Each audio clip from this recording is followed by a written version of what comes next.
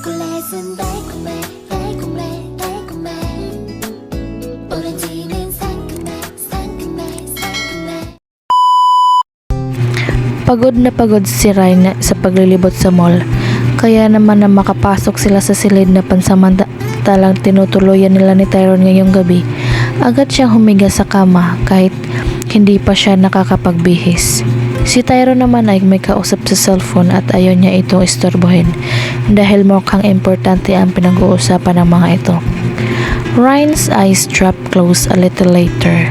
Hindi niya kaya hintayin si Tyrone na matapos na makikipag-usap sa kung sino man iyon. Hindi na malaya ni Ryan na nakatulog pala siya.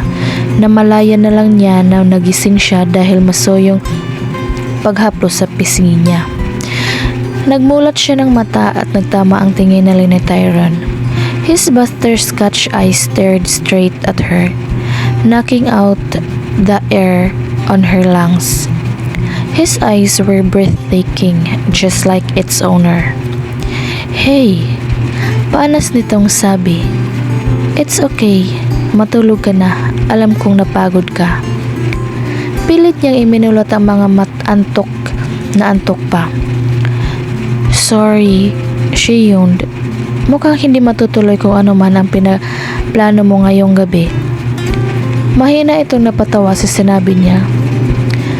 I'm planning on how to ravish you in a kinky way. Mahina siyang natawa at inirapan ito. Anyway, kanina ka pa ba tapos makipag-usap sa cellphone? Hindi, ngayon lang. Gusto niyang magtanong kung sino ang kausap nito pero pinigilan niya ang sarili. Nanatiling tikom ang bibig niya hanggang sa nagsalita si Tyrone. Gusto mo bang malaman kung sino ang tumawag sa akin? May pag-alinlangan siyang naramdaman pero tumango pa rin siya. She wanted to know. Pwede ba? I am not prying. Okay lang ba sa'yo na sagutin yon? Tumango ito sa kamatiim siyang tinitigan. Si Karen ang tumawag sa akin. She was asking where I am and how am I doing. Nakaramdam siya kaagad ng selos kaya naman nagbawi siya ng tingin para hindi nito makita ang kislap ng mga mata niya. Parang may kumurot sa puso niya. Masakit. Ano naman ang sabi mo sa kanya? Mawaba ang boses niya, parang pinipilit lang nito ang sarili na magsalita. Magkikita ba kayo? Kailan? Ang tagal niya naman mag-usap. Tipid ito ngumiti. Kinumusta niya ako at sabi niya sa Pangasinan siya magbabagong taon. Mapait siya ngumiti. So what? Is this our last night together? Hindi. Umiling ito at hinalikan ang gilid ng labi niya. Definitely not. Hindi siya rito naniniwala. Ryan couldn't feel it. Ito ang huling gabing magkasama sila ng binata. And if this was their last night, she was going to make it the best night of her life. Tyrone? Make love to me. Namilog ang mata nito. Anong sabi mo? Sabi ko. Hinawakan niya ang magkabilang pisngin niya at pinakatitigan ang mukha nito. Paligayahin mo ako ngayong gabi. Baka bukas o sa makalawa, hindi na ako magpapaligaya kasi abala ka na sa iba. Parang sinasakal ang puso niya. Hindi ito kumilos. Pinatihaya siya ni Rain at umupo siya sa hita nito kung nasaan ang simbolo ng pagkalalaki niya.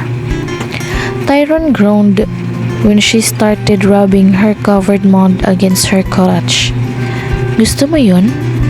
Ryan asked in a seductive voice. Gusto mo ulitin ko? Yes, but in this time, naked. Nangaakit na ngumiti siya sa kahinubad ang halter top na nakapatong sa suot niyang spaghetti na kulay rosas.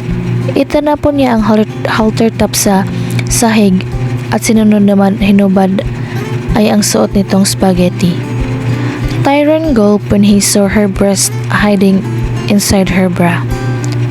Kitang-kita ni Ryan ang pagnanasa sa mga mata ng binata habang nakatingin sa kanya.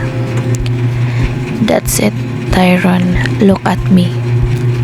Sumunod ang tingin nito sa kanya nang bumaba siya sa kama at naghubad ng denim short. Tanging ang panty at bra na lang ang natira nito. Nang hihibong umiti siya sa binata. What's your secret fantasy, Tyron? Natigilan ito sa tanong niya. My secret fantasy?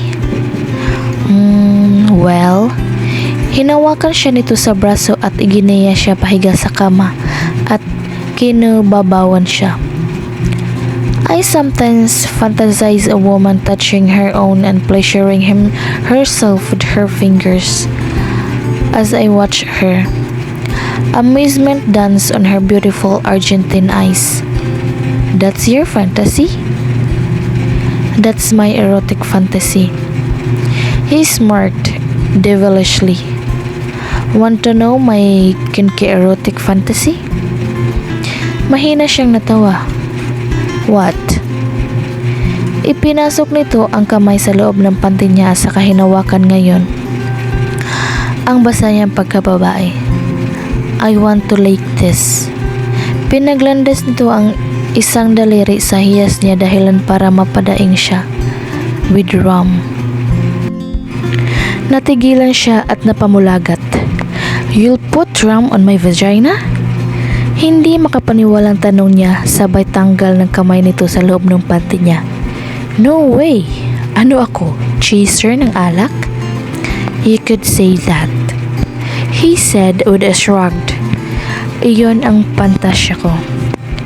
Have you relived that fantasy of yours? Puno ng kuryosidad ang boses niya. Shit. Bakit parang natuturn on siya sa isiping gagawin nito iyon sa kanya? Umiling-iling ito na wala pa namang babaeng nagtanong sa akin kung ano ang pantasya ko. He grinned wickedly. Ikaw pa lang, kaya dapat sayo ko rin iyon gawin. Napaawang ang labi niya kasabay iyon ay ang pag-init ng pisngi niya. Pero agad niyang binura ang pagkahayang nararamdaman. She would have all of him tonight because it might be the last. Okay, kumuha ka ng ram at gagawin nating makatotohanan ang pantasya mo. He froze and stared dumbfoundedly at her. Ano? Go get a bottle of rum. Pinaikutan niya ito ng mata. Di ba may minibar naman itong hotel room na pinili mo? Nang hindi ito kumibo, itinulak niya ito at siya na ang bumangon. Nakasunod ang mga mata nito sa kanya habang naghahanap siya ng isang bote ng rum. Nang makahanap siya, kaagad siyang humarap sa binata at nang aakit na tumingin dito. Found one. She shouted gleefully, then went to sit on the edge of the bed.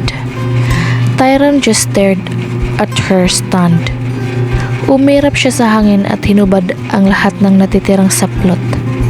She's now naked. Wala siyang nararamdamang hiya. Siguro dahil kanina pa nawala ang inhibition niya sa katawan. Kneel in front of me, Tyron. Bulong niya sa binata bago nahiga sa kama. Okay. Maikli nitong tugon bago sinunod ang utos niya. His face settled between her parted legs. His mouth was just a breath away from her moan. Nararamdaman niya ang mainit nitong hininga na tumatama sa pagkababae niya. Kinikiliti nito ang pagkababae niya at mas nararamdaman niyang mas nababasa siya lalo. Ryan wanted Tyron to just delve in and eat her. The anticipation was killing her. Ready to drink? Ani ito habang binubuksan ang bote ng rum. Drink up, Tyron, and make me come screaming your name.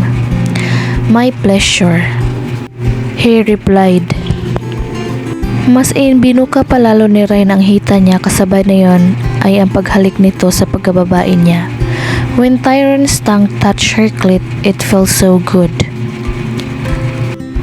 Parang nagdedeliryo si Tyron sa sobrang sarap na nararamdaman dahil sa ginagawa niya. Napapakapit ito sa bedsheet samantalang ang isa nitong kamay ay mahigpit ang kapit sa buhok niya. Naramdaman ni Ryan na malapit ng labasan si Tyron. Gumalaw na kasi ang mga balakang nito para isagad palalo sa bibig niya. Kaya naman mabilis niyang itinigil ang ginagawa. Tyron froze and glared at her. "Why did you stop?" Hindi siya sumagot. Sa halip ay mabilis na umupo siya sa hita nito. Sabay silang napaungol sa sensasyong dulot ng pag-iisa ng katawan nila. "Sweet Ryan, you're so amazing." Ryan giggled. "And you taste like rum." Naghalo ang mga ungol nila ni Tyron nang umpisahan niyang gumalaw. She pumped in and out slowly at first, then her pace became fast, hard, and rough. Pabilis na pabilis ang galaw ni Ryan.